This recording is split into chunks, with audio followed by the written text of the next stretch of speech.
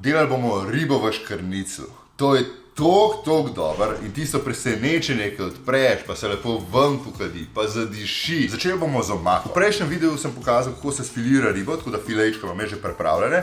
Vsekakor pa bomo uporabili kosti. Tele kosti bojo dali toliko okus. Na vroči ponvi, vroče olje, dobro prepražiti kosti. Ker so kosti res dobro prepražene, v bistvu glih na uni meji, da jih ne zažgemo, dodamo noter še korenje, čebulo pa česen. Edina stvar, ki ne damo v lonec, so škrge. Škrge res pogrenijo, tako da paste, da jih odstranite. Vse skupaj deglaziramo z enim dobrim vinom, kakšen deci pa pol več, ne? Ostalo gre v želodec. Začinimo z timijanom, rožmarinom, pa 2 zrna popra damo. In vse skupaj zalijemo z 2 litroma res vrele vode. Tole zdaj pustimo, da res dobro vre in da se čim prej zreducira. Zdaj imamo čas, da si pripravimo stvari za naprej. Najprej bomo lupil korenje in ga narezal na žulijen. Vse te ostanke olupke direkt v fond. Špargljo vsi znamo pripravljati, špargljo primamo in tam, ko se odlom, ta zgoren del veže je dober. Ta je pa malo žila, pa je lahko spet v fond. Šparglje res na hitro popečemo na zelo vročem olju. Nočemo, da se skuhajo do konca. Minutka, 2, šparglji so popečeni, not naj bi bili še surovi. Na isti ponvi bom jaz zdaj na hitrco popekel še paradižnik. Paradižnik imamo popečene.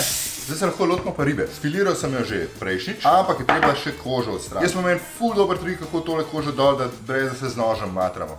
Daš na toplo, ne prevročo ponov, glih to, da čist malo zasvrči in koža odstop in se je takole po elegantno dol potegne. Najprej bom spodaj dal 3 paradižničke, pa gre par korenčkov gor in pa 3 špargelčke. Po vrhu položimo še 2 fileja, to dejansko si lahko pripraviš naprej, tale škrnicelj zaviješ in ga daš v hladilnik. Ko pridejo gosti, 10 minut prej, v pečico imaš svežo, vrhunsko dišečo jed, v parih minutah praktično narejeno. Vse skupaj še posolimo in zavijamo škrnicelj. Ko bomo predsedili, v omakah vedno pustimo, da se samo oteče, nič pritiska dol, ker še ne bo čist preveč motna. In tole zdaj zreduciramo za 70%. Ko vidimo že une mehučke, da se delajo dejansko, ker malo taka gosta rata, takrat vemo, da je že. A steče? Ne steče. Zdaj lahko začnemo dodajati maslo. Noter bomo postopoma dodajali maslo. Je pa res pomembno, da ful mešamo, da se naredi ta emulzija, da se ne bo ločila maščobe od samo omake. Po 5 minutah mešanja smo dobili tako svilnato, gladko omako in zdaj je šele čas, da jo solimo. Ne preveč, čist malo, probati vmes, da ne bo prestano.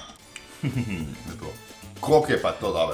Omako imamo finiširano, tako da zdaj gre tole lahko v pečico. Tam nekje 15 minut na 200 stopinj. Imamo naše presenečenje, pa najlepši trenutek. Koliko to diši. To je res taka v bistvu enostavna stvar, vnaprej si lahko pripraviš, pa super ideja za kakšno kosilo, ko gosti pridejo na obisk. Vse, kar nam še preostane, polijemo ribico s tole dobro omako.